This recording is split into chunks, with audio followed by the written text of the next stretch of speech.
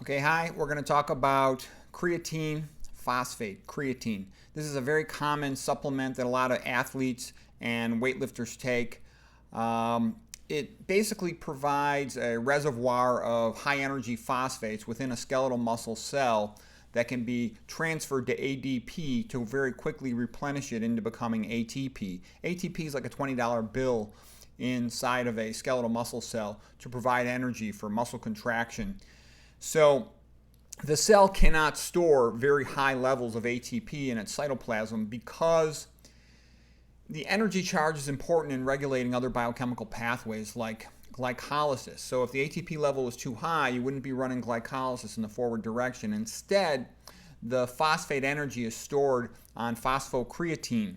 A person eats the supplement called creatine, and then once it gets into the skeletal muscle cell, it becomes phosphorylated and readily available for when the person's physically active to start handing off phosphates, high energy phosphates, to the ATP to make it into ATP.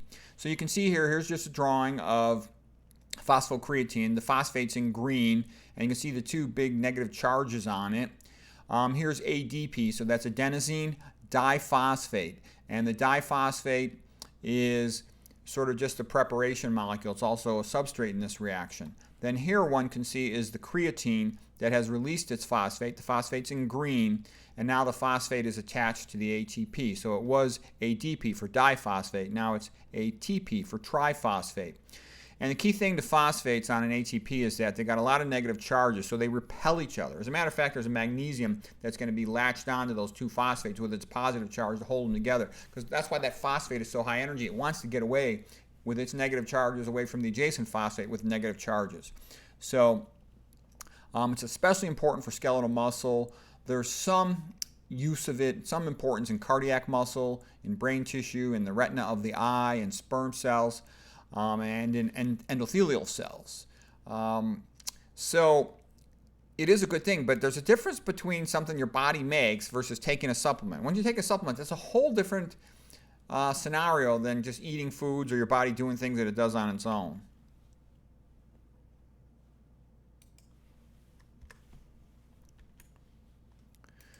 Okay, so here's a quote from Arthur Jones, a guy from 1926 to 2007. He lived. He was a guy who invented the Nautilus machines, ran the Nautilus company. Here's what he said. He said, "There must be a few bodybuilders who are not idiots, but if so, they are well camouflaged and live in some undiscovered cave." So it's a joke, but of course, bodybuilders tend to sacrifice their health for short-term gains. I think what happens is young men, our ancestors many thousands of years ago, the young men want to go off with the big men and go hunting and do all the things that big men do. And a young man intellectually can't compete with an old guy because the old guy's got a lot of experience, knows a lot of stuff. But the young guy, they got more high testosterone, more endothelial nitric oxide, so they can show off how physically strong they are. And they really want to get strong. It's just a normal thing. In high school, college, guys all want to lift weights, partially to attract a woman, but also to be strong like a grown man, to be as strong as their fathers. Okay, but then they start wanting to take shortcuts. And here's the typical scenario. They first start eating more meat because they think, I got to eat more meat, be strong like a big animal, and have more protein. Then the next, of course, the old vegan thing. As soon as you say you're going vegan, they're like, where are you going to get your protein? Next thing is they start drinking caffeine for their pre-workout meal, thinking the caffeine is going to supercharge their energy for athletic performance. Then the next thing that comes after that is protein supplements. And protein supplements are really bad, much worse, because they have a tendency to put these guys at increased risk for kidney failure. And you got to worry about quality control. When you eat a food that's made by nature, there's at least some quality control in that. Nature knows what it's doing. Stuff made by these supplement companies, you don't know who's making it most of the time, unless it's some good company in a good country. Be careful. You're going to trust your kidneys to that? All right, so the next step up in guys taking all these supplement things is they start taking creatine. And that's what we're going to talk about today. But I'll just mention the other things. The next up after creatine, they start taking something called SARMs, selective androgen receptor modulators, that bind androgen receptors, and they're thought to increase muscle growth. And the word on the street from the young guys is, they're like a legal steroid. You can buy them off the internet. And then the next thing, the next dramatic stage is to go take anabolic steroids. And you can see tons of guys have died from this. I mean, there's a lot of real famous bodybuilders who've died from messing around with all these steroids and stuff. And there was one guy, I don't know if he's still alive or not, but he put himself into kidney failure.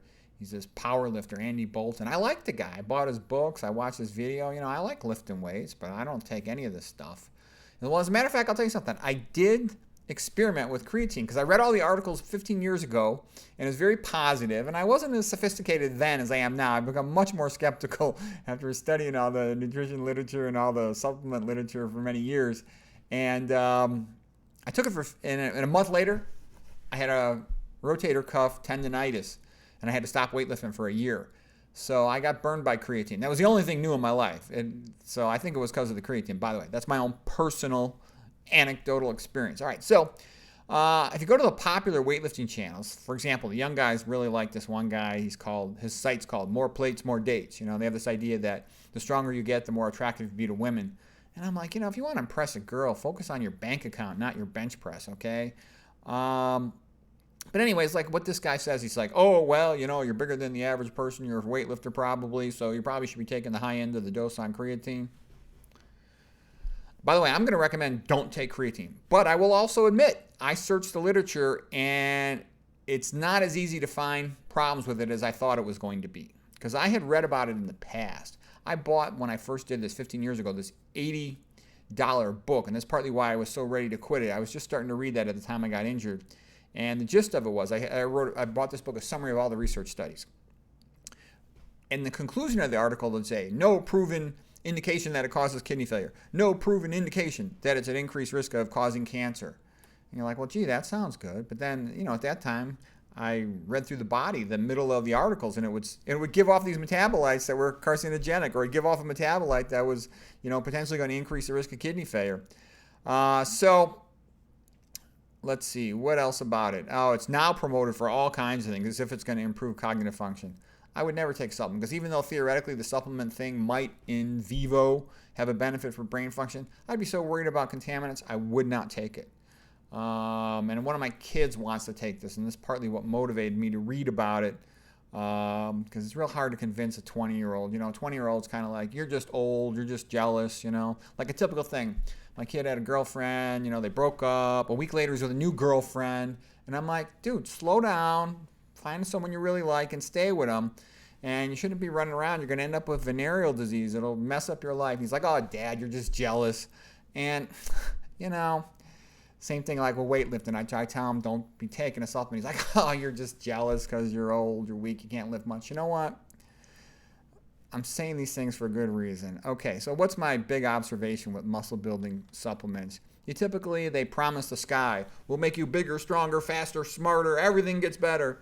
And, you know, a couple months or a year later, you got, you know, a chump with an empty wallet and potentially a new health problem. Okay, because like I said, you don't know where these things are made quite often. A lot of times they don't even tell you what country. There isn't the same quality control for these as there are for medications, and even, you know, medications you'd want more quality control. Okay, well, real quick, go through some of the articles. By the way, creatine is a precursor that, first of all, it gets a phosphate attached to it, and then it can give phosphates ATP. When it's going to be excreted by the kidneys, it gets converted into creatinine. So creatinine is what you'll hear measured in blood tests. Normal's about 1.2 or less. And one of the problems with creatine is that as it gets made into creatinine, it can raise blood levels of creatinine. So it can cause a false positive, in a sense, blood test for kidney failure because of elevated creatinine. So that is true. And that's one of the things the defenders of creatine will tell you, oh, a lot of this renal failure stuff is just false positives. And there is some truth in that, okay? Now, the real big question is, do you trust your kidneys with this? Because, you know, if somebody's getting drafted for pro sports and they got a chance to make $1 million and they don't have any other good options, you know, maybe go ahead, take your creatine and whatever else, and maybe that'll help you, okay? But a regular guy who just wants to be in shape, why risk your kidneys? Why risk other problems for these things? And now they're going to tell you, oh, it's safe for the kidneys. I'm not so sure. I have to admit, though, the literature was more positive than I had expected it to be. Protein supplements are very famous for having lots of heavy metal contaminants. There's been several articles about that in Consumer Reports. The typical young guy often can potentially is at risk for a synergistic effect. They're routinely taking protein supplements, and they superimpose upon that this creatine. It's potentially more dangerous in that way. So here's the first article. Acute renal failure in a young weightlifter taking multiple food supplements, including creatine. Creatine monohydrate is the most common form they take it in. And critics of this article say, well, he was taking more than one thing. Yep, that's true. Renal biopsy was positive for interstitial nephritis, so that's bad. He quit the supplements, made a complete recovery. Yeah, that's an important thing too. If you start feeling like you're getting worse, definitely quit all first. And again, I recommend you don't take this stuff. Interstitial nephritis in a patient taking creatine. Now here, I'm going to follow along with my mouse so it's easier for people to follow along with what I'm saying. 20-year-old took creatine, got interstitial nephritis. Now, this is what I run into. That previous article behind a paywall, this article, only a partial abstract is available.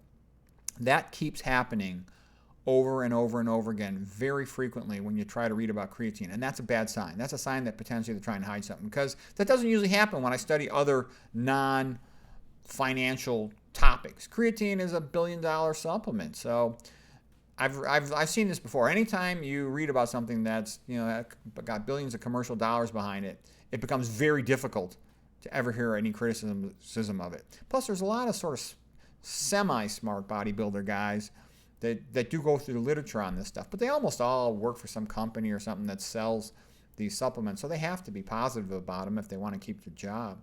Okay, so here's another article. Creatine, a safety concern. Oh, no text available. Not even an abstract.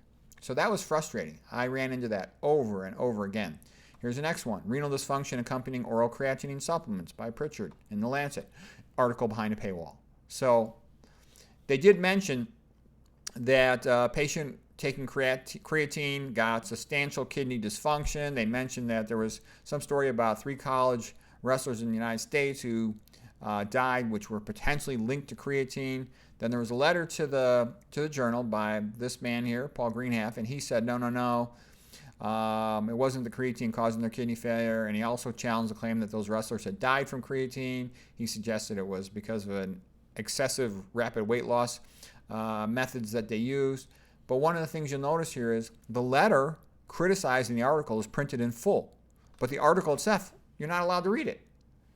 So what that does is it favors the positive information on creatine over the negative information. So that's shaping the mind of the reader, because they can only read the positive stuff. They can't read the negative stuff. Next article, impaired renal function. Be aware of exogenous factors. Okay, so that was a lady who had a problem, stopped creatine, and she got better. And again, I only got an abstract on that. Next one, potential adverse effects of creatine supplement on kidney in athletes. Okay, and now this one said that, they didn't find a significant effect on the kidney in healthy people. A lot of people aren't as healthy as they think with their kidneys, like they're on protein supplements. They could have a protein problem, and that could lead to additional problems. But anyways, why was this article interesting? Because it showed that the metabolic byproducts of it, especially somebody taking the higher dose of creatine, was to produce methylamine, which is not such a big deal, but formaldehyde. Formaldehyde is a toxic aldehyde. I did a recent lecture on alcohol, oil, and that whole omega-6 conversion to toxic aldehydes, especially in people who can't metabolize alcohol well. And so what I'm saying is high doses of creatine have been associated with increased production of formaldehyde, a toxic substance, okay, especially when they take it chronically. They sort of overwhelm the normal metabolic degradation pathways. Okay, creatine and cancer risk. I one time saw this guy, bodybuilder, about 45 years old, really muscle-bound guy, and he had like 3 types of cancer. And so I'm like, what's going on? And he was taking creatine, but and he's taking a whole bunch of other things, so I can't say it's related to creatine. He was taking steroids. I don't know any other things he's doing. And steroids are a more powerful drug, obviously, by far, and there's a lot of different variations on these anabolics. I mean, bodybuilders, you like looking how big their muscles are, but they're not healthy. I mean, I think it was the Fiber Fueled book. I'm not positive about that, but I think it was. They mentioned the professional bodybuilder average age of death was 54, but I haven't been able to find the reference to that. But in general, they're not healthy guys. I've seen lots of times, I look at these old bodybuilders, they're going for hip replacements, They got BPH, benign prostatic hypertrophy. They need some type of surgery for that or a catheter.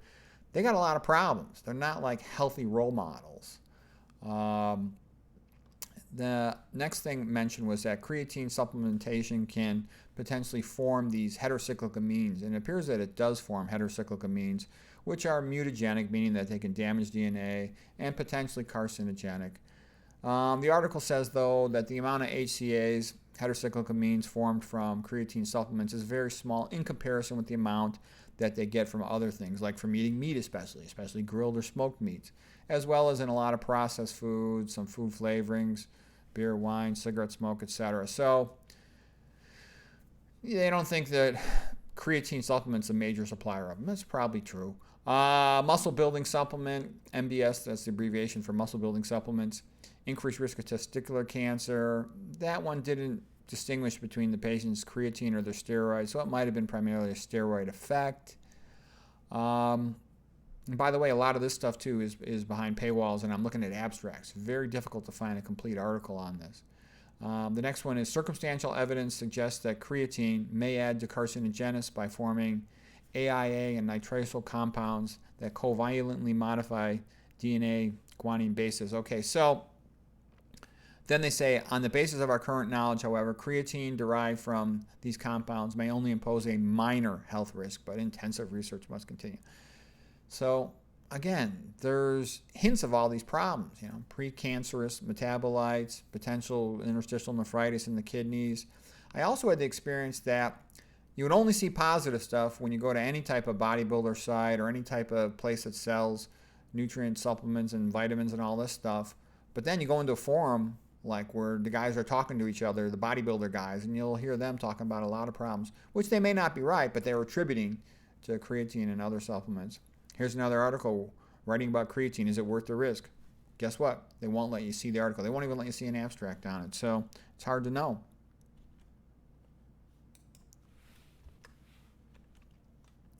As I mentioned before, there's also anecdotally suggestions that it increases muscle tendinous stiffness. So your tendon stiffness, and that's what happened to me. I got a tendonitis a month after doing it. And some people say, well, that's just because your tendon can't handle the stronger muscle.